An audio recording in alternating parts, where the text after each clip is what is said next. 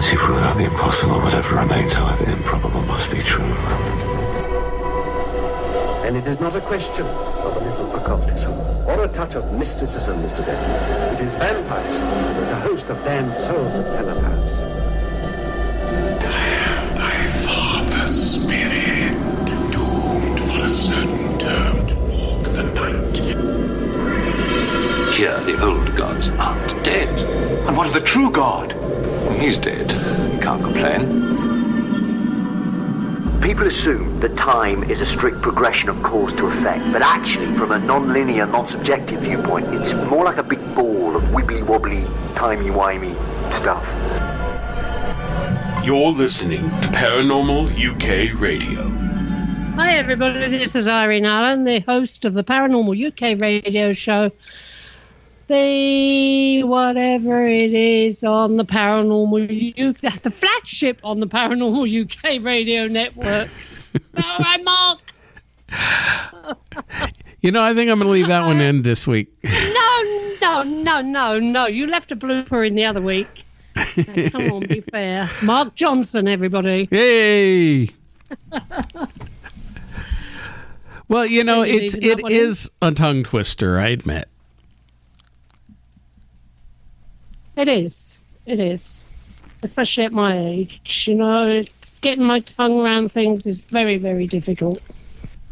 Oh, I shouldn't have said that. Sorry. No, I didn't mean it. Okay. Oh, God. She's already off to a start, ladies and gentlemen. Oh, yeah. I haven't even had a glass of wine yet. Okay. Yeah, I'm going to need a big one after this. Yeah, so will I when my son hears that. Oh, good Lord. So how have you been?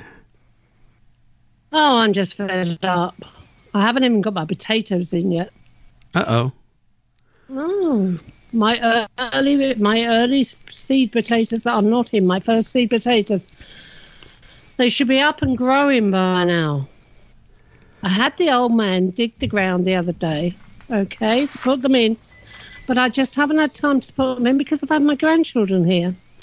Why didn't you know how hectic that has been? Why didn't you hand them spades and make them go out and plant them? Oh, they did go out there. They came in with some Roman pottery, you know. 2 pieces of Roman pottery. And honest God, Mark, the little bits of Roman pottery that they brought me in really did look like one of my garden pots that I had out there. You know, these China garden pots? Very much like it. But no, of course, they told me it was Roman pottery, Nana. Wow. Yeah, so, that's amazing that you, because of all the history that you have over there, that you can dig in your garden and dig up Roman artifacts. Oh, you can over here, yeah. I remember when I was a kid playing up on the South Down Hills and coming home with loads and loads of things. Bits of Saxon stuff, you know, little arrowheads and things like that, Bronze Age arrowheads. You know, us kids used to go up there and play, and we used to come home with all these little treasures, Roman coins. Didn't think anything of it. I still don't think much of it, you know. Even now, you find something, you just put it on the mantelpiece. Oh, I'll leave that there. Well, I'm just waiting to find the hoard. That's what I want, the gold hoard. Other people have dug up hoards of gold jewellery in the country. And that's worth, you know, thousands and thousands. Let's go get yourself a metal detector and go out and start scanning your garden. No, I dig too far down, mate. I'll end up in a coal mine. This is Wales, remember? Oh, yes. Lots of mines and Tommy knockers. Yeah. Yeah, that's it. Yes, that's very true. So what have you been up to? No. SSDD. Same shit, different day. You what? What? What did you say? I said same shit, different day. Oh. That's an old one. Yeah? Yeah. My uncle used to say that all the time. I thought you said you had SD. Yeah, my wife wouldn't appreciate that. No, neither. That's why I was so shocked. Oh, my okay, God. this show is getting a little racy and off the rails tonight. So yeah. Excuse my co-host, everybody. Right. So, what have you done this weekend? Have you been out anywhere? Have you done anything? No, just an average weekend for me. Yeah. Oh. Okay, then you're boring. I'm boring. Let's get on with the show. I think the show would be much more interesting than my weekend. So yeah. So we're going to introduce our guest. We have tonight Mary Marshall. Now, Mary is a paranormal researcher, a psychic medium, and also is the host of her own radio podcast called The Paranormal MD. So, Mary, welcome to the program. Hello. I have to make a correction, though. I'm no longer doing the radio show. Oh, you're not? Okay. Well, no. My mistake. It was on the bio. I was just going to say, Mary, I bet your one is clean compared to ours. Oh, the thing is, I think it had on there what I had done instead of it being current. So I probably should take that off. Okay. Because, yeah. Sorry. Well, it's understandable. I mean, we've been doing, this is like our second radio show podcast that we've done in the last 10 years. I started one 10 years ago. That ran for 5 years. And then we've been doing this one almost about 5 years now. No, longer than that. You think it's longer? Yeah. It's a lot longer than that, you Wally. Yes. I guess it has been a while. But we wanted to do a show with a more British flavor. Yes. Plenty of tea and God knows what else, and crumpets and all that sort of talk on it. Okay. Mary, what does the MD stand for? They were my initials. When I started this, like over 20 years ago, and people were starting to get on the internet and all that sort of thing. It's like, oh, I guess I better, get a page up at that point in time. And it was kind of a whole combination. I thought you were a doctor. I know. And you know what? And the thing is that when people, I always say though, I'm like, that's impossible. You can't be a medical doctor you know what I mean? The MD, unless. But I guess if there was such a thing as a paranormal doctor, I'm probably the closest you're going to get to that. No, you're getting people who have degrees in parapsychology, or you might have somebody who's an actual medical doctor. It's impossible. Yeah. You cannot be a paranormal medical doctor. Oh, you can be a doctor. Well, we've had one on. What's his name? He was a doctor. But he used the paranormal in a lot of his diagnosing. Although he was a general GP over here, but he did use the paranormal in a lot of his diagnosing of patients. He was a bit of a psychic. Oh, he's brilliant, absolutely brilliant as well. I'm trying to remember. He's right. He's a normal doctor. I thought you were going to be a doctor, so I was going to ask you about my sore throat later on. Well, I told you, tea and honey. Tea and honey. Tea and honey. Okay, doctor. If you have a paranormal problem, I can help you with that. But then anyway, those were my initials when I started, and it was kind of a fun thing. Kind of because I had no idea I was going to end up doing what I've been doing in the field. It was just, all right, let's have some fun with this. And the family making fun of me, saying that, oh yeah, you're paranormal. So it was the paranormal, and that was my first and last name at the time. Mary Denny. So, yeah. Mm-hmm. Yeah, don't you love it when family makes fun of you, or they don't understand? Well, yeah. Anything to do with the paranormal? Or just in general? Well, yeah, there's that too. But yeah, I've been doing this for over 20 years now myself, and Irene much longer. So yeah, but some family get it, some don't. What can you do? Especially when you start getting into some of the things that we've been getting into these last few years, because my whole take on the paranormal has really evolved, I guess is the best word to put it, because we don't really look at it. I mean, Irene and I have a lot of long discussions on it, and we don't have the same view as most of the standard paranormal researchers anymore, especially not what's portrayed in these shows. What is your view? What is your evolution to where you are now?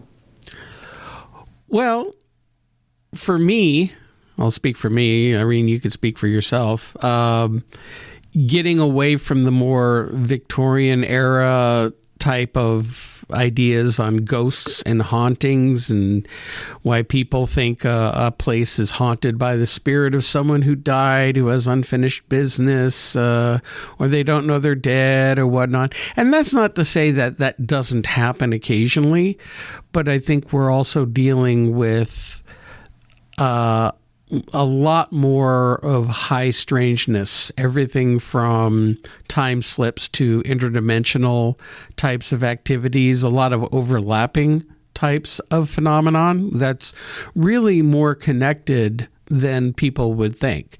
Like, I remember one time in my group, we got into an argument because I'm interested in ufology and UFOs and wanted to branch off to research that. And I actually had some people in my group get really upset with me saying, we can't look into UFOs. People won't take us seriously. And I'm going, are you kidding? But there is a connection. Yeah, but I mean, the irony of it. The irony of it is, here we're researching ghosts, which people laugh at us enough for that. But now you think if I want to look into UFOs, that people aren't going to take me seriously. So, yeah, that's fun. But how many times have we talked to somebody or interviewed somebody on something or other about a haunting, and you turn around and say, "Have you ever seen UFOs?" Oh, yeah, I get lots of UFOs. So there is some tie in there somewhere. Plus, we've had talks about, of people seeing apparitions. Irene's had a couple of encounters like this, seeing what looks like an apparition, except the apparition looks at her and reacts to her just as shocked as she is to see it. And we think that in cases like that, it's more of a time slip. Where two very much living, breathing human beings happen to see each other, but they live in different times, and the conditions just happen to be right where they can connect. What are your thoughts on that? I pretty much agree with everything that's been said in that aspect. I think I've been for 10 years, probably 10 years. One of the things that I would be lecturing about at these events and trying to get, and I branched off and got involved in ufology and got involved in cryptozoology, and this was by intention, and it was to really start understanding and trying to get other people to understand that there is a crossover on this phenomena, and we need to communicate better between the fields. I've had experiences where I've sat. I'm sorry, what? I was just going to say, but you know what it's like. One field won't talk to the other field won't talk to them. The UFO people don't talk to paranormal people. Paranormal people don't talk to UFO people. It's very compartmentalized. It's getting better. In the last 5 years, I've started to see some changes in that, and I'm really happy to see that because. To give examples, is I've sat at, I was speaking in Milwaukee at one of the conferences, and I'm talking to this gentleman and his wife who are Bigfooters. I'll say it that way because it's more specific. And he proceeds to tell me this story, and I'm going to condense this down, but because where it ended here is that he's in the woods, and he sees something and he's describing it very large and dark, but not, nothing beyond that. And then there was this jolt of energy that just sort of passed through me. And then they proceeded to go on and talk about Bigfoot. Now, because his mindset was, I'm here looking for Bigfoot. And he didn't look for any other type of phenomena, because that same experience, had it been told by someone who was in a haunted or a place considered a haunted house, they would have immediately said, oh, it's ghost related, shadow person related. Yeah. Mm. So, or I have a very dear friend that is also into Bigfoot, still currently out in the field researching. And when him and I started going out together, we were going out pretty regularly for about 2 years. He had been going out almost 2 years or something like that before.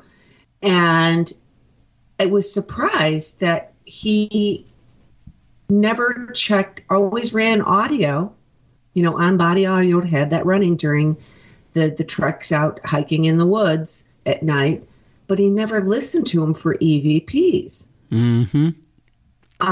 So I have had experiences out there, phenomenal.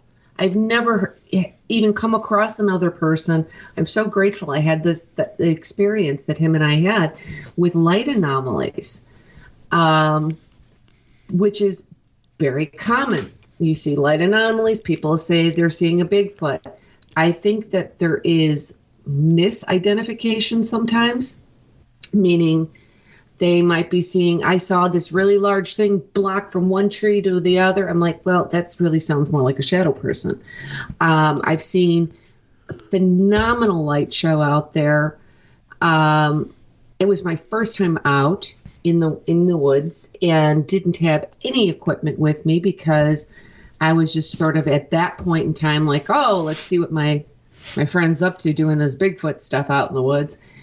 And at that point, there were these flashes and pulses of light that covered about 100 foot, in length area.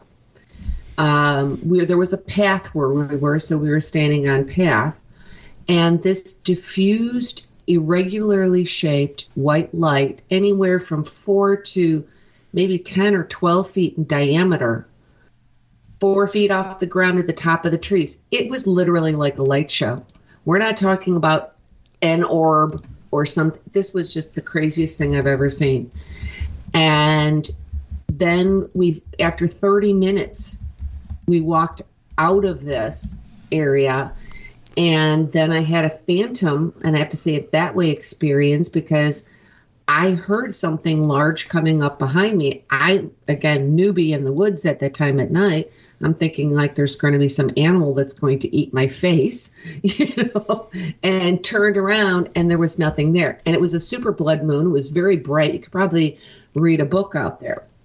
So anyway, point where I'm going with this is that people have multiple experiences, but they seem to sometimes get very stuck into their frame of mind of what they're out there for. And I've had these lights, I've never seen a Bigfoot, I've had EVPs, I've had what sounded like Native American, the almost, I don't know how else to describe it, they're like kind of like that tambourine beat sound, have captured that. That had nothing to do, at least at face value, with Bigfoot. So I think a lot of times, whether it's in a home or if it's outside, these hot spots, we all do it. We say, oh, it's this, and this is the one cause of what. I don't know that is always the case. I think there's multiple causes for similar phenomena that occurs. And as you know, I'm big into the science. So, I start going back to the root, looking at quantum entanglement and the things like non-locality and vibrations and, all these types of things that can get into more explaining how is this phenomena happening. you had mentioned something that was immediately, and I've made reference to this before, the movie The Others. Irene, where you had the experience where you saw each other and were surprised. I do think this is a time and space, we can call it a slip, a tear in time, that even residual, sometimes your residual ghost activity, because it repeats a pattern. Maybe we're peering into a very specific point. It's, at 3:33 on September 3rd in 1933, and that's all we're going to see is that 1 minute play out over and over due to some sort of terror. I tell you, Mary, she was dressed. It was in a very, very big old house, and I was up in the servants' quarters. The house was being converted into apartments. And my son was living in there at the time doing the conversion. And he took me up all around the house, and we ended up in the very top of the servants' quarters. And as I went to walk out this particular door, there she was. She was dressed she was like 1920s, this particular woman. She was like the feeling I got from her, she was the main housemaid, instead she was the housekeeper who kept everything going. And when I saw her, she had a shock on her face. She looked straight at me, and the shock on her face to see me, it was evident. She saw me. Right. It's one of those of who you look at each other and you go, who's the ghost? Type of thing. I must have looked like a ghost to her. As much as I think the television shows are great, they've started people having conversations and people can talk more about this stuff openly. There's obviously a lot of problems and issues. It's an entertainment field, and people just have to remember that when they're watching it. However, the reason I brought this up is literally somewhere in the very first 2-3 years of the original Ghost Hunters, there was an episode, and they were in, oh goodness, I can't remember the hotel, but a princess, and I can't think of her name either, Princess whatever was there. The long story short is they captured on the audio where they were in what would have been her bedroom, and they're like, "Princess, are you here?" And upon reviewing the audio, you hear the female with a little bit of an accent and everything say, "Well, of course I am. Where are you?" This kind of like really wriggly, kind of funny sounding voice. But the interesting thing that stuck with me, because she heard it. She heard him ask that question, and she didn't answer it as a deceased person. She answered it as if she was just hanging out in her bedroom and heard this, and of course I am. Where are you? And that always stuck with me. And so as I move forward, in the field, I start trying to look at, what possible causes can be. Because pretty much, I think we probably can agree, is that everything that we call paranormal is really quite normal. It's how things work in the universe. We just haven't figured it out. We haven't caught up to being able to answer it yet. So we call it paranormal, but it's really the normal way things work. I liken it to, we're dealing with several factors. We're dealing with cultural and societal conditioning that tells us these things aren't real, can't be real. We shut them out. Goes against our beliefs. And we're also dealing with the fact that our bodies, the way we've devolved, because I think that, while we all have a little bit of psychic ability in us, we used to be a lot stronger, and it's been programmed out of us, or however you want to say it. But even then, with our senses, it's like looking at the light spectrum. We see a sliver of the full electromagnetic spectrum, what we call visible light, where in actuality, the whole light spectrum stretches out like miles in either direction, whether ultraviolet or infrared, and all the spectrums in between. But we only see that little bit of it. And I think the same thing goes with our waking conscious reality, is we focus so much on that little sliver of it, and we ignore or explain away all the other stuff that is just as real as everything else, but we are programmed to tune it out, or trained to tune it out, or however you want to call it, and don't understand it and don't pay attention to it. Plus, I also feel a lot of it is we may be technologically advanced, but we still are not advanced enough to actually fully measure and say, this is what this phenomenon is. We can measure it now. We know exactly what causes it. We're not there yet. It's only been 100 years since we've gotten electricity and in everybody's homes. We've had the automobile and cars and airplanes, whatnot, but that was a very short period of time of all of human history. So I still think we have a long ways to go in terms of technology and being able to detect that. And the one tool that I think we're ignoring the most is our own bodies. I 100% agree. I absolutely agree with you. I think some of it too is bringing in, if you want to say, PSI or psychic medium or telepathy, any of this, psychokinesis, any of these types of things. We really underestimate our capabilities as humans and how we can do it. And and here's the thing, there is some science to back it up in pieces.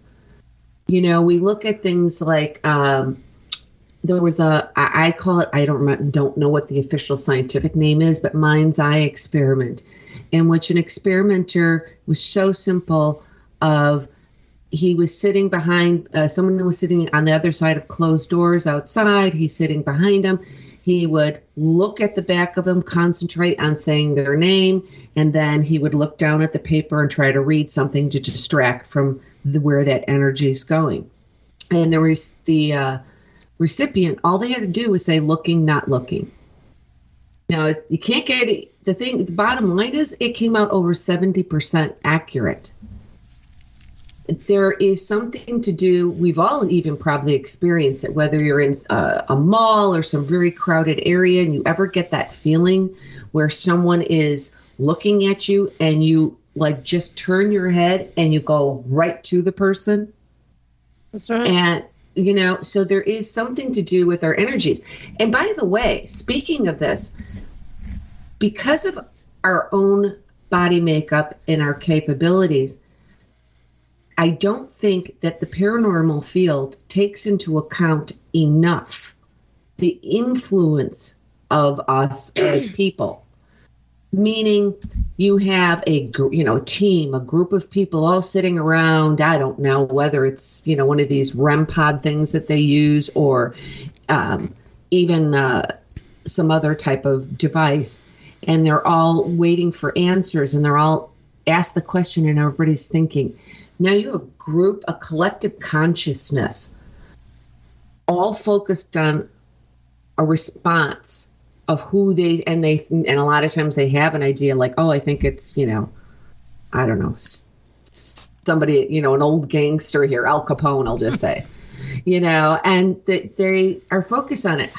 We don't even know yet how much influence are we in affecting the electromagnetic fields and energy that these devices are picking up. We are made up, right? We're made up of atoms and photons and electrons, and we're in a constant state of vibration like everything else around us. We have to be having influence. And again, go back to the actual science, and you have that when a person is looks and observer's effect. I couldn't get that out. Sorry, the observer's effect.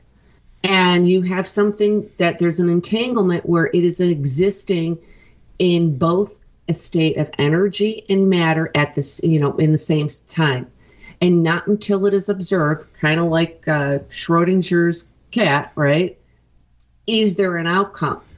You put all those things together, we as much as we think we know, we are in the infancy of understanding all this type of phenomena. I agree, but I've also think that within the last 15 years, we've come a long way. A lot more people are starting to wake up to these new ideas. The idea that most of this type of phenomenon can be related or is related. And not to jump to conclusions going into a place, because I watch some of my ghost shows. I have my guilty pleasures, my guilty favorites. You do, don't you? Yeah, but yet at the same time, I'm watching them do these shows. I'll just flat out say it. I love Ghost Adventures, but I say with a capital B, but. When they go in, they listen to what the people tell them. Then they go in with these preconceived notions, and they're asking for, like, the ghost of Emily who died here. Emily, are you here? And whatnot. And maybe they'll get a female voice. Yeah, we got Emily. You don't know who you got. You don't know what you've got. And let's face it, sometimes whatever you're dealing with may not be who you think it is. It may not be what you think it is. And some of these other types of entities, and I don't use the D word, but there are more, negative or mischievous types of entities that you deal with that flat out lie. They'll mess with you. They'll trick you. And so you can't take anything at face value, and that's where a lot of it, I feel, when you're talking about energy, this is where you have to go back to your own psychic senses or your own gut feelings on what you're dealing with. If you start having that funny feeling that something isn't right, probably isn't. Mm-hmm. I totally understand that. And there's so much that we need to learn, and there's so many ways that we need to continue to bring more science into what we're doing. If we want to keep going further, if we really, really want to understand what, fundamentally is occurring, how is it occurring? There's a thing, because a lot of times people don't even realize some of the experiments that are going on currently, and at universities and whatnot. And you start looking at some of these other experiments from, we're measuring where they were like measured at 1, 2, 3 o'clock. And after they were taking quantum measurements, after they had finished at 3, they went back and looked at 2. It had changed. According to what we know, that's impossible. So it started to indicate that, not crazy as it sounds, that not only the past makes the present, but the future makes the present as well, because things of how they were doing it. Now you combine that with Cornell University and other universities as well. Cornell's a big university here in the States, where they've created a hole in time using basically the temporal equivalent of an invisibility cloak. And so it's by this extreme distortion of electromagnetic fields. Now, again, without getting into the whole story and explaining what this all is, the bottom line is that it not only is like your typical cloaking where you can't see something around, it's hiding events in time. Now, here's the problem with it. Yeah, they can only do it for about 120th of a nanosecond, but they can do it. So as we learn as a species here on this planet, right, what is our capabilities going to be in 100 years, 300 years?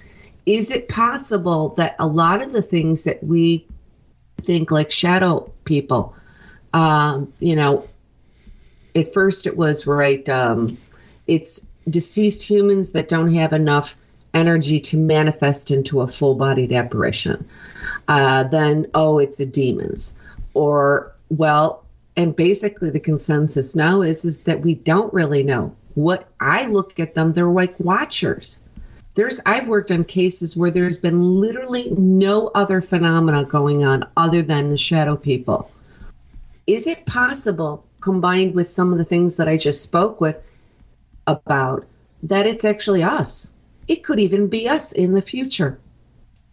That is how it's coming across. It's not all the time, but some of the times. Maybe sometimes it is not enough energy to manifest to a full body. Maybe sometimes it is something that's negative. So I think there's multiple causes for various types of phenomena, and we, slowly will learn how to deal with it, how to really document it in such a way that it can bring more actual real scientists in the field. Fortunately, we at least have engineers. Yeah, and some of those engineers have developed some very unique equipment that has been very helpful when doing some of this research. I mean, between Bill Chappell and Gary Galka and others, they've developed some very useful equipment. And yet there's also the part of it that I feel that the physical equipment and trying to prove things with the current scientific method we're never going to get there with that alone. And I know that the current scientific method and scientists don't want to even think about anything that has to deal with a spiritual world or other types of beings that you can't see or whatnot, because if they can't bring it into a lab, put it under a microscope and repeat the experiment over and over and get the same results, then it doesn't exist. And I think in that type of testing is really good for some physical phenomenon, but when we're dealing with this type of phenomenon, I think we have to come from it at a completely different approach. But what that approach is, I'm not sure yet. We're not quite there. I also think we have to have a better understanding of the nature of our reality, such as time. And our concept of linear time is turning out to be an illusion. Correct. That all time is happening at once. And that's a really heady concept that a lot of people can't wrap their heads around. But if the past, present, future is all happening at once, then what you're saying about shadow people from another time, whether it's the future or the past or whenever, are watching us, that's a possibility. There's also the idea of multiple dimensions, multiple universes. I mean, even physicists like Dr. Michio Kaku was studying string theory will at least admit that there are 11 types of 11 different possible universes out there, alternate universes, which I feel it's a heck of a lot more than that myself, but that's what they're willing to admit to right now. So if there are these multiple universes, and again, the way we're living our lives too, oh God, I can go off on a big tangent here and I don't want to get off track. But let's start off first with the concept of time and the concept of our reality may not be a reality. It may be very well like the movie The Matrix. People have talked about we're dealing with a type of hologram. If you deal with the idea that we are spiritual beings having a human existence, we come into this life, we're born, we live this life, we die, we return to wherever we came from, we're here temporarily. And for us, while we're here, it seems like forever, but if there is no time, the second you go back, it was like, oh, that was a blip, but hey, well, I did this and that, and on to the next. So there's a lot of different concepts that we have to take into account, and I think a lot of those concepts are a little hard for most people at this point to digest. I agree. I at this point, I think I'm just going to ask you questions because you're answering everything that I would answer. Okay. Well, we also wanted. That's how much in agreement I am. I'm like, yeah, that's pretty much everything I would have said. That's what I'm thinking. So I'm just going to be quiet. You talk, Mark. Well, but I mean that seriously in a good way. It's like you've got a good grasp on it, and you're bringing up some really valid points and topics. I mean, the only thing Mark and I go into very deep conversations, Mary. Yeah, well, and I have to give Irene credit for a lot of this because of these deep. I didn't come up on this on my own. I mean, we've had a lot of deep conversations. I've been in the game over 50 years. You've got to remember that. True. See, that's why you've got a good grasp. That's why you have a good grasp. And that's, the only thing that successfully can be done using the old scientific method, per se, is studying of things like psychic medium or psychokinesis type of thing, because you can take the person, stick them in a lab setting and repeat it over and over exactly the same way to see what type of results you're getting. And that's pretty much the only one, because everything else is more random and it's very hard to follow the science. It's just almost impossible to do the scientific method. But for like psychic mediumship, that you can. And it's been interesting because I've kind of, through the years, and Irene, I think if you've been doing this, like you were saying, for like 50 or over 50 years, you get this how you kind of... A little bit longer than that. But you go into phases, right? You probably kind of like took to one thing, because that's what I feel like I'm doing. No, I went through one phrase after another.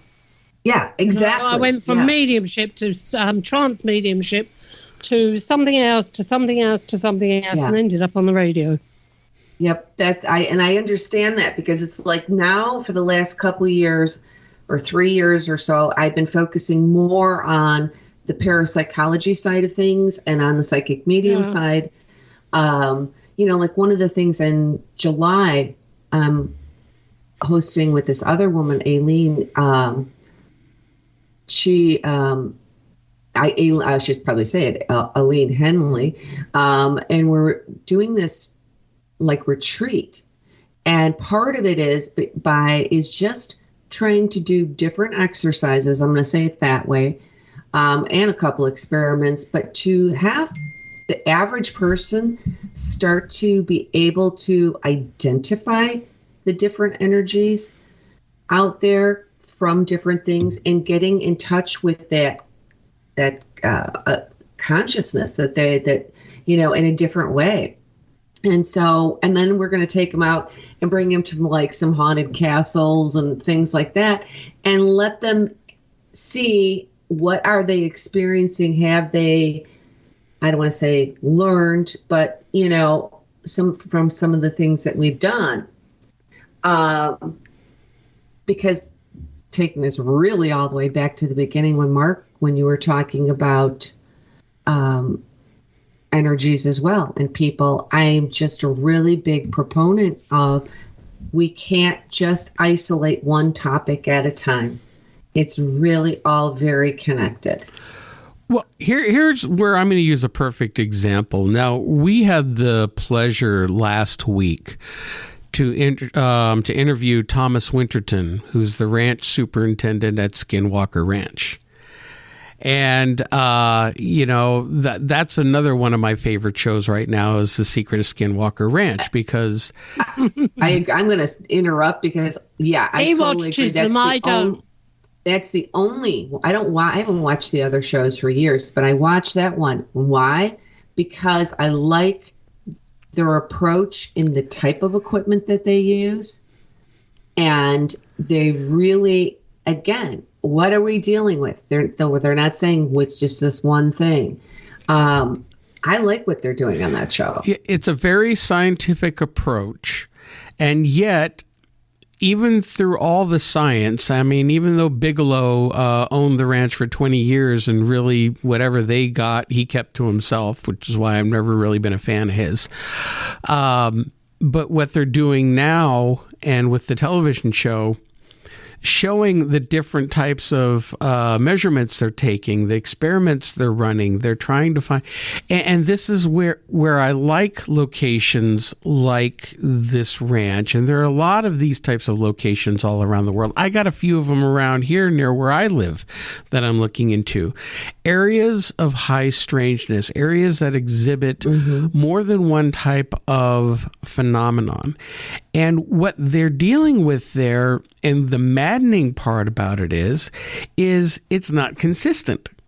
They can be in an area and all of a sudden get these huge electromagnetic spikes, or even get hit with, dangerous doses of gamma radiation out of nowhere. Right. To the point where they have to go to the hospital and get treated for radiation burns, and then go back to the same spot and there's nothing. Right. There's nothing there. But at least they're at least they're trying to, in the best ways possible, to make sense out of what is happening. And it, like you said, the bottom line it comes down to, they just don't have an explanation. It's against what we know. We don't understand everything yet.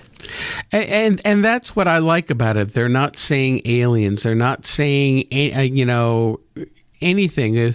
They don't use the word UFO. Now the new phrase is UAP because it doesn't have the same connotation that people get when they hear UFO. So, and the fact that they filmed several of them while they're running their experiments is fascinating. Now, the one thing that when I'm watching this show, and I appreciate all the real scientific experiments they're doing, there's still the paranormal investigator part of me that was sitting there thinking, I think they're missing out on a couple of ideas, things that they could be doing, like running audio and searching for some types of audio phenomenon or EVP. They haven't really touched on audio. However, when I mentioned that to Thomas, he very cryptically said, well, can't really talk about that, but watch the new season coming up. So something tells me that they've captured EVP or they've experimented with trying to use audio recordings, which audio is probably one of my favorite tools going into an investigation, because you can capture these voices or sounds that most of the time we don't hear. Sometimes we hear them and sometimes we don't. And sometimes it's very random and sometimes it sounds intelligent. It's still, there's something there that's tangible that you could play back, listen to, and nobody else was there. And it helps to give you a little bit more insight into what you're dealing with, especially if you can open up communication or a dialogue with whatever is there. And I think that was smart that they finally got to that point. But again, it's a process, right? Because as things were going along, I think that they were following the science, at least in the sense of what's next, what's next, keep doing that. And they get to a point now, maybe that they realize, well, we're seeing objects we cannot identify. There are underlying tones that it's something that's, doesn't belong to any government. But let's see if they're trying to communicate, and then you go back to where we kind of, right, what most of us are doing here with using audio, on it, because it's, it's just, it's so crazy. And I agree, the hot spots, this place that I started talking about in the beginning, it's called the Kettle Moraine. It's 55,000 acres. I'm at the southern unit of it usually. And I have I've gone my whole life without saying anything. And in one night had experiences with interference on equipment the Jay that I was out with, he had some sort of sighting of what might be considered, I guess, a Bigfoot Junior or something. I did not see that. By the time I'm looking, I saw an orb. We had interference on our equipment. And then sure enough, you look up and there was landed up being an unidentified object. And I'm to the point where I have apps on my phone to be looking for everything, at least anything that should be registered, that could be flying, to looking to make sure it's not a satellite or an iridium flare or any other, bizarre thing. So I can nix that, take it out and say, well, at least it wasn't that. So these areas are like Skinwalker Ranch, have this multiple type phenomena. It's just for everything that might be considered cryptid to paranormal to, UFOs, or as we should be saying now, UAPs, right? Because that is the new language. But yeah, it's just multiple things. And then you have to look at, because what's the first thing that struck me? What is the geological makeup here? And I did study it, and because I wanted to know what was under the ground, one. And then you have to look to what's nearest to the area, as far as anything from military to electrical, type of thing. Because why are certain areas like Skinwalker Ranch or the Kettle Moraine and stuff, why are they hot spots? Why is this multiple various type of phenomena occurring? Something there, is it something in that under the ground that makes it conducive, or is it in the sky? So it's just all these questions. And unfortunately, most of us don't have the money. That's where it really comes down to. Have the money to go get ground penetrating radar. Would be great if we could do these things, but most people can't afford it. So I think the average paranormal investigator is really just trying to work on a case by case, maybe to help people or to understand things themselves. But we need financing and to be able to do things like they're doing at the Skinwalker Ranch. Well, ever since I moved to New Jersey, I've lived in 3 different areas that all had activity, which is what really got me into seriously becoming an investigator, even though I've had some experiences all my life. But these areas were so concentrated with activity, and yet I never felt like there was an actual ghostly presence. Well, except in one location, there was definitely some kind of strong entity. It would wake me up in the middle of the night, and man, I would feel it in the room with me. But yet these areas exhibit a lot of different activity, and it affects more than one home. It's not a situation where somebody dies in a house.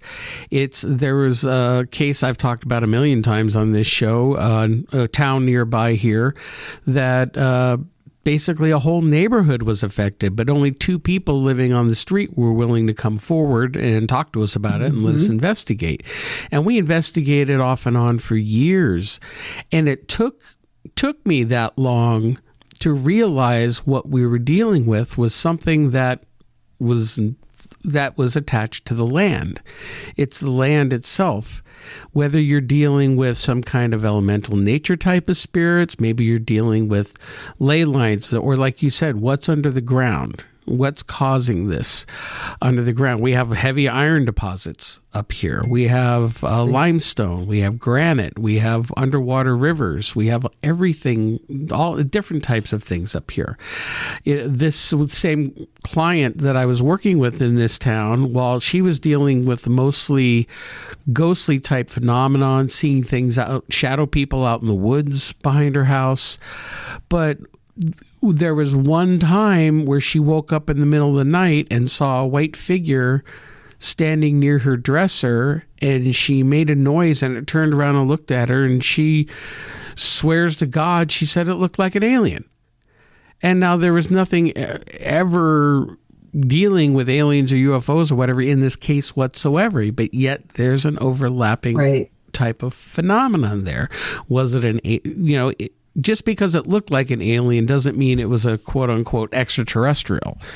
But it's indicative of what's going on at that location, that something is there. And I think it was there long before houses were built and people settled in the area. Yeah. And it's interesting because you mentioned about the whole like houses. I had years ago, I didn't, because I think of people's hesitancy at the time, but there was like a whole subdivision, which would be probably equate to like a neighborhood, we'll say it that way. And not all people were talking, but then it started to come out how many people in this subdivision were having what would be considered ghostly like type activity. Why certain areas? Why certain? Because this is not one building, it's that somebody's drawn to it. There's just things that we don't understand, but we keep trying. I mean, is big, you look at it again, is Bigfoot an alien? And I mean like in an ET sense, or is this an undiscovered species? We're looking at, like I said, shadow people. Is this strictly ghost related, or is this have something to do, again, is this ET-ish? There's something that, and that goes back to trying to explain it through science and, theoretical physics as far as multiple dimensions and, time and space like that, which we've already mentioned. But yeah, it's just phenomenal to me, the type of, as you're saying, the high strangeness that's out there. Well, I'll out Irene where she lives. Irene, with your house, I mean, you have not only in your house, but in the valley where you live. Yeah, it's all here. Everything. You have the three ghosts in your house that you have three. Yeah. Transitory or wandering things that come through once in a while. Plus, the UFOs in your valley, your Welsh Bigfoot up in the hills. Yeah. And sometimes too, like Irene or for any of us, that some of the activity could be drawn to the individual and not, for maybe some of the obvious reasons, but again, in energy, I tend to say people who have more awareness, I don't want to even go as far to say being psychic medium, but at least in a really strong intuitiveness and awareness, their energy is going to radiate and emit at a higher, brighter frequency. And to me, I say sometimes it's sort of like the porch light is on and they want to see who's home. The moths are all around it. Yeah, and they're like, wait, well, what's that? What is that over there? And then it kind of is drawn to the person. But Irene, I have to tell you were saying your house having several ghosts in there. I always say jokingly this way that my house is a no-fly zone, for like ghosts.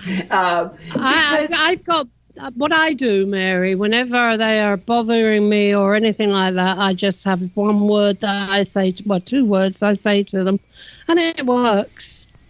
These two particular words work, but I can't say it on the radio, I'm afraid. That's okay.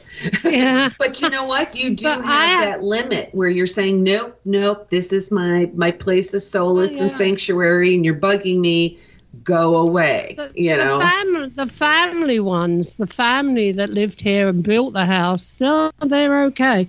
It's these ones that wander through, like I had, not so long ago, I had a ghost that smelled, it stunk of BO. And I am mad. I must be crazy because I'm sitting in the front room on my own. The house is empty. It's only me and the dogs here. And this smelly ghost kept appearing. Anyway, it was really getting up my nose. I said, look, there's a bathroom upstairs if you want to go up and have a bath. You know? I just had this at, I was house sitting for a family member and dog sitting. And I'm in the bedroom and I'm like, oh my God, there was like literally like the one, like you said, three of them started to come in, and I'm like, no, I got to shut that down. Because to me, when I'm trying to sleep, like my bedroom that's just off limits, because that's my place to recharge. And I don't want to have to deal with putting up blocks, if you will, to anything that may be trying to come in. And it creates a respectfulness between, you know, the different two sides, mine and the other siders. But yeah, I mean, I just sort of feel like that's my place of solace. This is my time to recharge. I agree with that. I really do agree with that. But occasionally they do come into the bedroom, but, you know, or I'll see them walk around the bed and walk over to the window, or I'll smell them or one thing or another. But I just don't take any notice of them. There's only one that I really took notice of one night. And this thing, I knew it was right up to my face. I was laying in bed and I knew this thing was right up to my face, and the smell was horrendous. And I just used my 2 words. It did go. Early on, before it was sickly. It was a cross between dead bodies and every manky smell you could think of came from this thing. What's with you and the smells? I do that must be your particular thing that you pick up, because. But that's not only me. My husband, when he's been home at the weekends, he smelled them. You know, he's woke up in the middle of the night. Irene, can you smell that? What's that smell? What's that smell? Oh, never mind. It's so. You know, it just goes on. Oh my gosh! One of them. Let me tell you this one. I don't know whether I've told you this, Mark, but we used to have the lady of the house. Whenever she's around, you can smell it. It smells like lavender, right? Very strong smell of lavender. And when she got old, before she died, she had cancer and she had a colostomy bag put on. So she was very particular about making everything smell nice. And my son would come here and he'd have a curry and end up in the toilet. And he'd come out and he'd say to Mum, let's see if Myra can get rid of that one, Mum. Because every time, if there was a smell in that toilet, you could come out of that toilet within seconds, the whole toilet smelled of lavender. So this particular night, he'd had the curry, went in the toilet, and he came back out. He said, let's see if Myra can get rid of that one, Mum, and she can have our job with that. So I walked straight out the door. In the hallway, outside the toilet, it was a bit pongy. I got to admit. I opened the toilet door up and the lavender was in there. You know, isn't it interesting, though, even talking about the different things, I think it's been rare. I could count on one hand of years of being in various locations, haunted locations, where I've had scents, you know, or smells, I'll say it that way.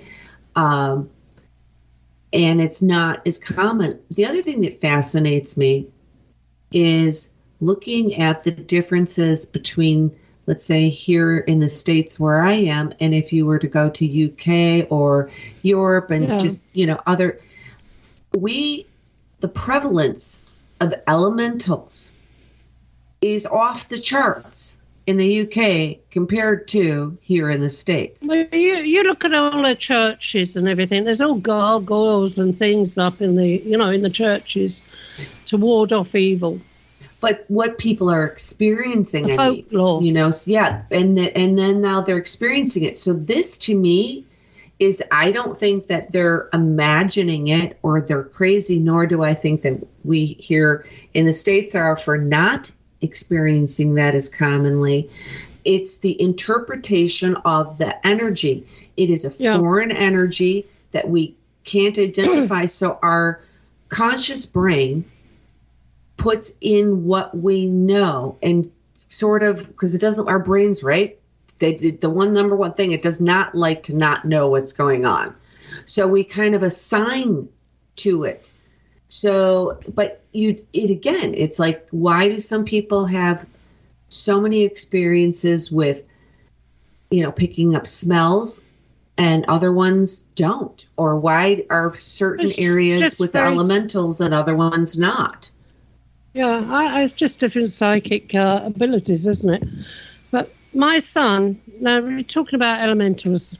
Now, I don't really go on goblins and things, although I say I've got a house goblin under the stairs because the things that go missing in this house and turn up in weird places. But my son, 2 years old, never seen anything like goblins, didn't read him any books to do with goblins or anything like that. We'd put him in the cot at night and he would climb out of his cot and come into our room crying. He didn't want to stay in the room. This was not this house, this was another house. So one day I said to him, well, why don't you want to stay in the room? He said, because of the little man. He's trying to tell me that there was a little man kept coming to his bed. Years and years later, the subject was brought up and he said, I remember that. He said he was green. He said it was, the only way I can describe him, Mum was like a goblin. Now this was when he was grown up, he was talking now. The only way I can describe him as a goblin, and he was green, Mum. He would come out the wall, walk through my bed, stand by my bed, and then just stand and look at me. And I said, you still remember that? You were only 2 years old. He said, I remember it. And he swears blind. And, there was no way he knew anything about goblins at that age. Right. But then again, he's very psychic as well. At 2 years old, 2.5 years old, he'd look up the stairs and he'd point to the man at the top of the stairs. And so we showed him photographs of my deceased father and a few other family members. And he pointed out my father. Wow. Yeah, there's so much. I could tell you so much. In fact, Mark's going to write a book on this house, aren't you, Mark? Well, you have to help because you're the one with the stories. I'm not over there, so. But you're talking about, people do attract them. It is their energy that attracts them. And I'm sure I attract an awful lot that come in here. Well, that I walk along the street. I was walking along the street in London one day, and there was this man coming towards me. He was very grey looking, his face, but he was wearing a suit, and he was walking towards me. And it was only when he passed me that I realised he was dead. In that split second he walked past me, I felt his energy, and I realised he was dead. Turned around, he wasn't there. Another woman in the park, a Victorian-type woman with a long dress on and one thing or another. I was pushing my son across the park in his pushchair. I saw her coming towards me, and I said to him, because he was at that age that he'd say hello to everybody, I said, don't you say hello to that lady. Don't say hello to that lady. I'm going to him as we're coming closer and closer. And she looked straight at me, and she did say, and I know she said it, it's going to be a nice day, right? I nodded to her and walked past her. I'd gone about 5 steps past her, turned around, and she was gone. And there was nowhere in that park she could have got out away from me. It's always, to me, fascinating. You have people who have had full-on conversations with someone who didn't exist. There was, there's an area here called it might have been the Velisca House. But this team went in, and they, again, to push the story along, comes in and says, oh, yeah, I was talking to your caretaker outside. Now, this is on farmland. There's nothing around. There's nowhere for anyone to go. And, they said, we don't have a caretaker. Well, who was I just talking with? and no one was there. So the things like this happen. That fascinates me. I have never had that experience. Not in, and you can have that in a different way psychically or as a medium, but not, with my other senses, where people have somebody in front of them and they're as real as you or I are, standing there, and they can't tell that it's a ghost until after the fact. Yeah. That's fascinating. I'd love to have that experience. Even the woman in the Victorian dress, I did not click that she was a ghost. I just thought she was some old eccentric. Right. Yeah. I mean, and here's the thing. We can see them. I mean, I've seen them, but that interaction thing, like what you said, if we're going to have a lovely day or good weather today or something, and had you stopped, could that have been extended? Where you're having a different conversation. Well, I'll tell you another one, right? When I was a young girl, I was at school at the time, and me and my friends, we used to play hooky from school and go up onto the South Downs, which was like a hillside with woods and things like that. And one day me and a friend were up there and everything, and as we were walking along, I hope I'm not going to offend anyone here, but there was a man laying on a bank and he had a T-shirt on. But he was laying on the bank, sunbathing, and he had a T-shirt on. He didn't have anything else on, just had a T-shirt on, so you can imagine what I saw. We ran back the way we'd come, which was across a rocky path on the hillside. And as we were going up this rocky path, there was a little old lady hobbling along. She must have been about 90 years old, hobbling along with a walking stick.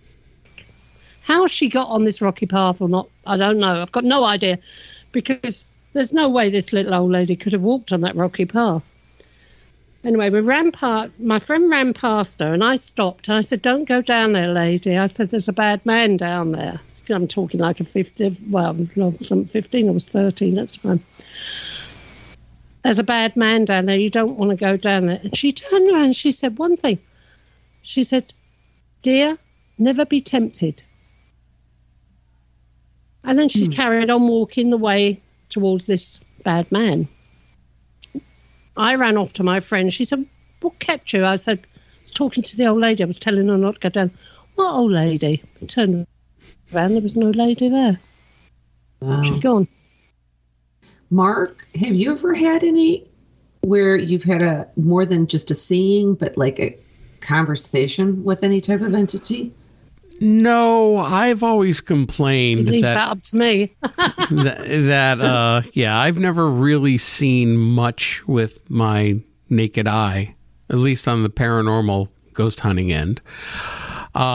Usually I'll hear things, feel things, but I've seen like a fleeting shadow once, but no, I've never seen an apparition. Certainly have not interacted with anyone that wasn't there. I don't think, Mark, that you're actually seeing them. When we're seeing them, I don't believe that we're seeing them with the naked eye, because the people that are with me are not seeing them. I'm seeing them, and it looks like I'm seeing them with the naked eye, but it's got to be a psychic thing. Let me back up then. There was a time, and I've told you this story before, in this one house that I lived in for a few years. It was just before I moved into this house 6 years ago. But this one house, and it's only a few miles from here, it wasn't haunted or on an area that was really haunted, but for whatever reason, things would come through. And it was like we would always get things passing through, whether there was a portal on the property, I don't know. It didn't happen often, but one time my wife and I are sitting in the living room, and the way the house was designed is the living room, it was an open concept. You could see right next to it was the kitchen, and then you could see straight from there all the way into the dining room. And we're watching TV, and all of a sudden, both of us at the same time just got this overwhelming feeling that we weren't alone. Somebody was watching us. So I turned and I looked into the dining room, And I didn't see anybody. There was nobody there. But in my mind's eye, there was a man standing there wearing like work coveralls.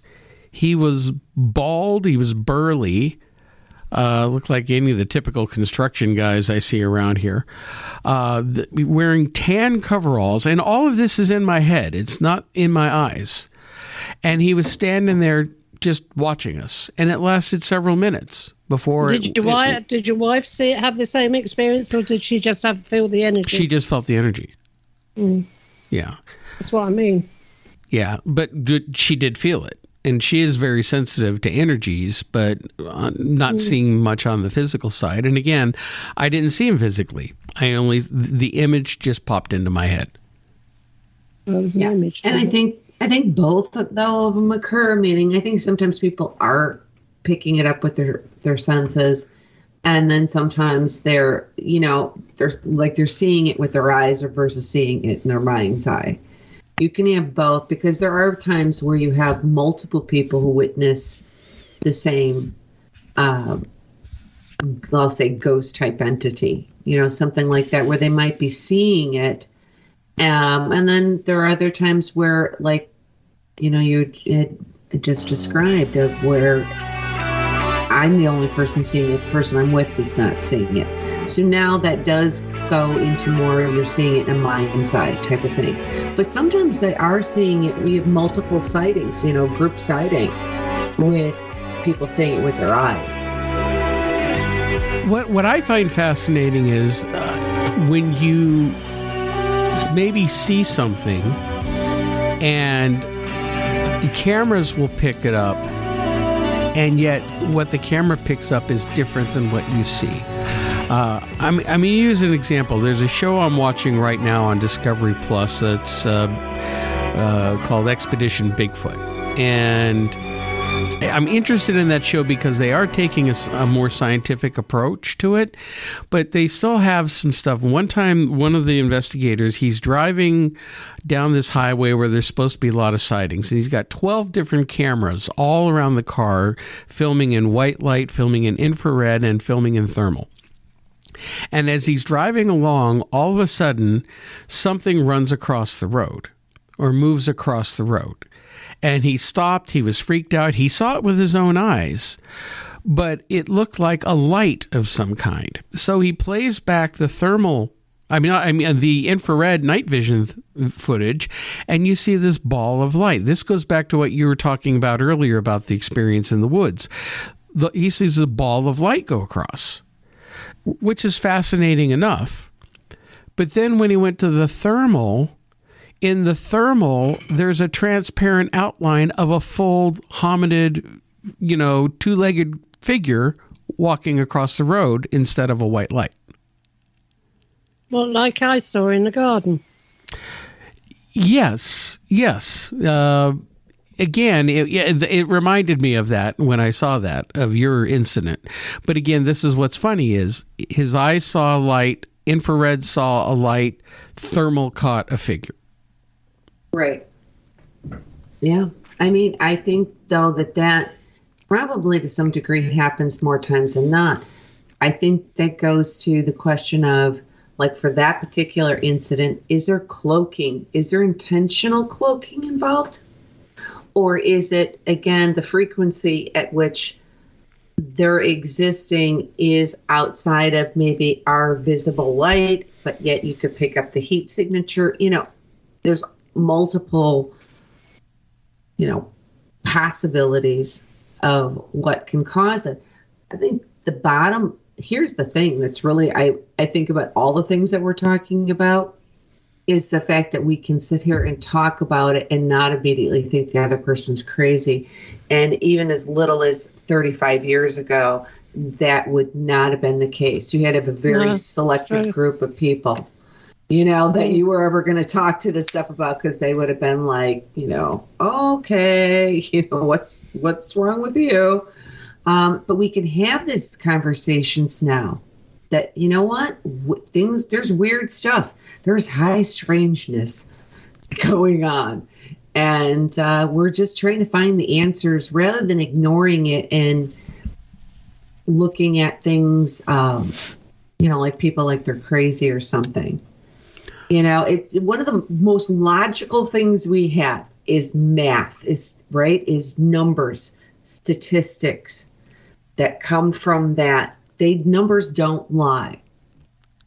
And with all the reports that from people, whatever the type of phenomena it is, that all the reports that are out there and all the experiences, the most logical thing we have, numbers, math, statistics, tells us that probability that they all cannot be, crazy or misidentifications, that there is a certain portion that people are truly experiencing exactly what they say they're experiencing.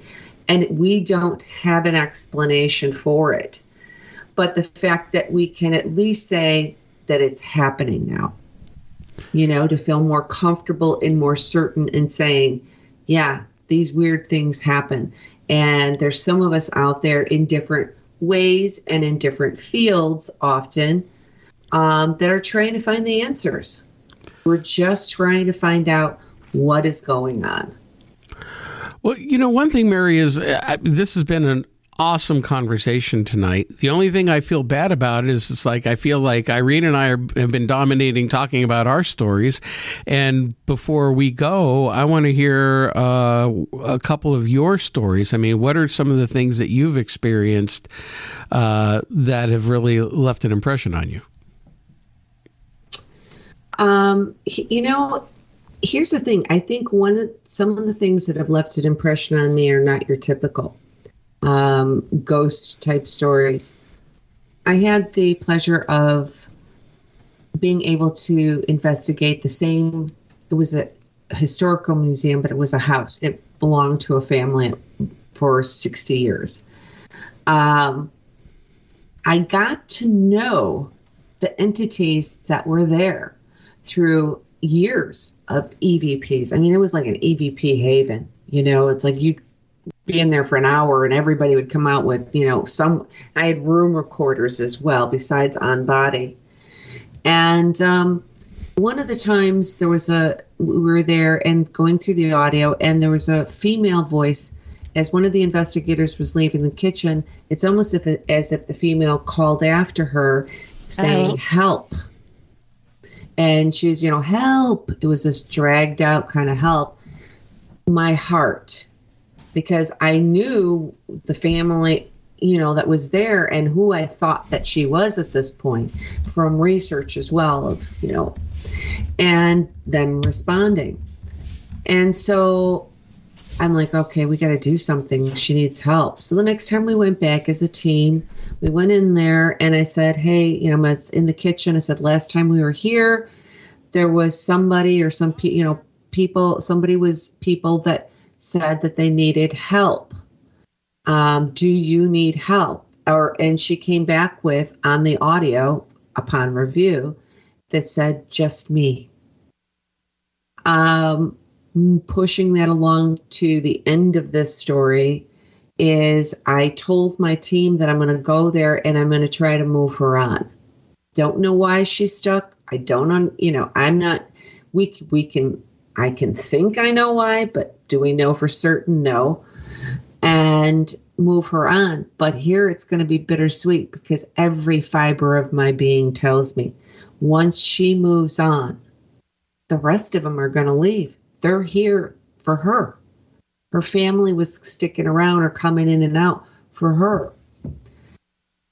Did do that. Thought at the time, during that inexperience for me at that time, I am thinking, well, I think it worked. We went back and I want to say it was 3 times, but I know it was at least 2 more times to do investigating there. And it could not have been any more quiet. Not one, nothing. I mean, we just captured nothing. And that was not the case there. And so to me, the only way they could let me know, to let all of us know that it worked, is through their silence. Doesn't mean that some of them don't have the ability now to come back and forth, but through their silence. And it was interesting, the whole experience, not just that, but just that 2 to 3 or 3+ years there. Because I really got to know these entities as the people they were by their interaction. And that really changed and really made me very, very careful and aware going forward to remember that often we are dealing with people. They're just, this is somebody's mom, this is somebody's brother, this is, that type of thing. And to maintain a respectfulness, because too often we tend to, in this field, treat them like there's animals in a zoo. Can you stand on one foot? Can you tap me? Can you do this? This kind of like, they're people. Just remember that and talk to them respectfully. I know it's not some, I have those, stories where negatives came in and bad things happened and getting scratched and, those types of things. But this, when you said story, always sticks with me because of the emotional impact and how it changed my investigating going forward. I'm going to tell you something, Mary. Mark. What?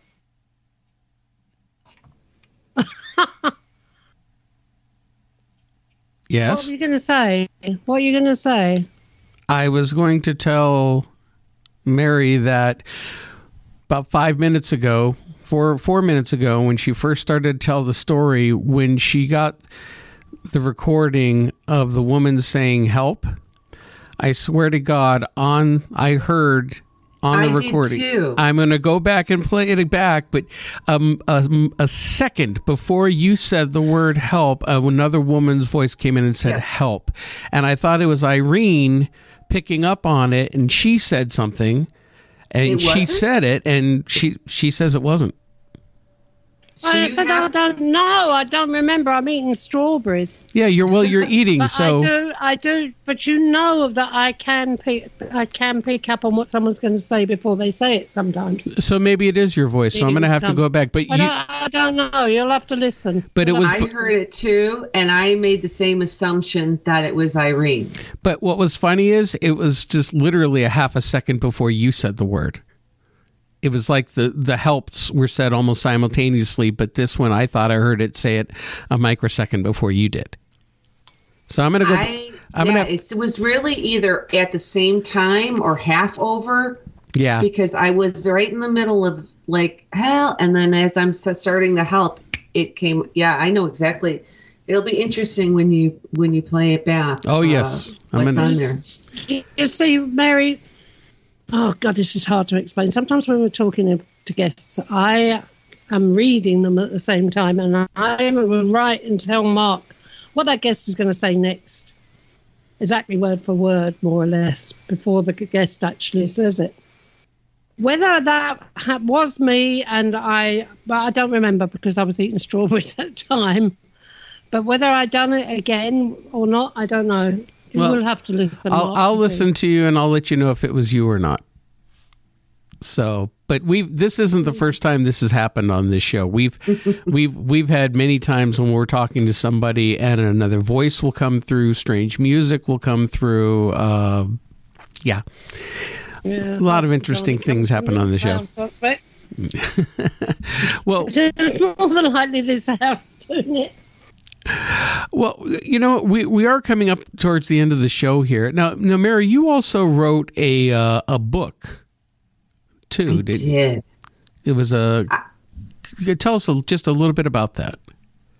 The thing with, I guess to say on it is that it's a fictional story, and everybody tends to, because I am probably more than not it's often known for the science stuff, but it's like, nope, this is a fictional book, and the thing behind it all was really this still being into time travel, because that's what this is. And there is some aspects in there that I have not yet seen in other books, or have not read, or have not seen in television or movie. But it goes into what we were talking about, some twists of time and space that apply to this adventurous love story sci-fi type thing. It's called Continuum. It is available on Amazon. If you don't mind, I'm going to also mention, because I do have coming up next week classes through this place called the Infinity Foundation, which are going to be dealing with ghosts and spirit entities and tapping into kind of an overview of paranormal entanglement, talking about the different, for everything from culture to wormholes and science, and how it applies to the paranormal. So if anybody wants to, check into either of these, I would probably just send them to my website, which is theparanormalmd.com, because that way they can check out the France retreat and tour, or the classes or book and whatever else I'm all doing at the moment, at any given moment. Well, Irene is also an author, and she has her book. In fact, we haven't plugged this in a while, so I'll give a quick plug. Her autobiography, Life Among the Spirits.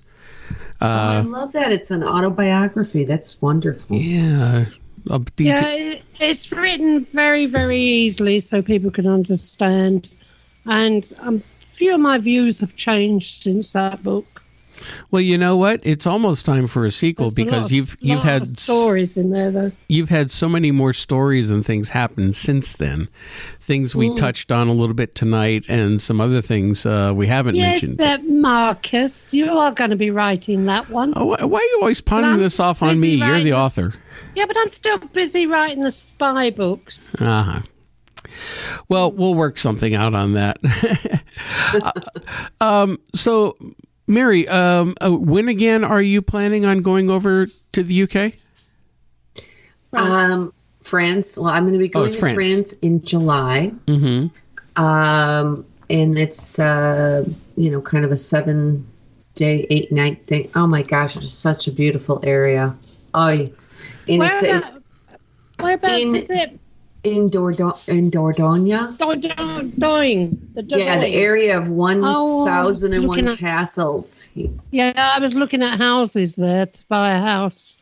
Oh, I'm looking forward to it, because the house that we're staying at, it is, basically on the side of a mountain. There's a saltwater pool that overlooks the mountainous area. I mean, it is just gorgeous. And then again, because it is that area with the 1,001 castles, and right behind the house where we're staying, there is, the side ghost with the monks used to use that area to walk and meditate through. So there's a lot of really, really fantastic energy there as well. And then the woman that I'm doing it with, Aline Henley, she has this thing called, she developed it as a game per se, called Cosmic Compass, but you actually have to be trained in a sense to use this properly, because it's a really light, fun way to tap into a lot of the things that we're talking about with energies and vibrations and stuff like that. And but that's where I'm going. How did you have you been there before? Have you been there? I have not. It's the Dordogne. Dordogne. See, that's interesting. Dordogne. And I have said it so many times to her. Saying it wrong. And she's not. And I'm like, and I always ask her, I'm like, please, because she's from France, and I'm like, please correct me if that's the case. And she has not. So I wonder again if that's regional to where you live, or how it may be said. I don't know. Yeah. But it is a lovely area, and you are going to absolutely love it there. Oh, thank you. I'm really looking forward to the experience for what I can offer to the guests, but also like this, Aline and I were talking and saying, kind of learning from each other as well. You know, that her and I are going to do that, and just to take in that area, and then of course, just you do have some downtime with kicking back with some good, fresh local food and wine, of course, because we're not that far from Bordeaux. To throw that in there, so yeah, I'm really excited about that one, and then this year is the first year where I'm starting to do some galleries, like the psychic medium galleries. Right now, most of them are going to be virtual. So again, for anybody listening, that's something that anybody can join into. I've so turned the opposite. I will say this, and what I'm going to say about the opposite. When I first started like teaching all the paranormal classes, or you're doing, even the lectures, everything is in person. And so I was very resistant to doing a lot of things online. And then the pandemic happened. Now I'm a huge fan because I realized that you can reach so many more people, right? Instead of me just teaching these classes out of the local colleges, it doesn't matter where the people are anymore. And I find it fascinating as well, just connecting with people from all over the country and all over the globe sometimes. And there's been a couple of those. So, yeah, it's a lot of things, just trying to kind of like everybody else get back into the groove this year, out into the world and do the things that we all like to do. Aren't we all? Yeah. Well, Mary, thank you so much for coming on the show. This has been an absolute fabulous talk and sharing of ideas. And we're definitely going to have you back sometime. And Mark, and Irene, it's been a pleasure. Like I said, it's really nice because not everybody, I really got a good sense, Mark, you and I have known each other only, via Facebook, but got a really good sense for the way you think. And like I said, oh my gosh, you're like a male me. Yeah, well, you're better looking, trust me.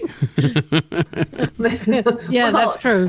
I got the face for radio. Look good as a man, and I the female version. There you go. So there we go. Okay.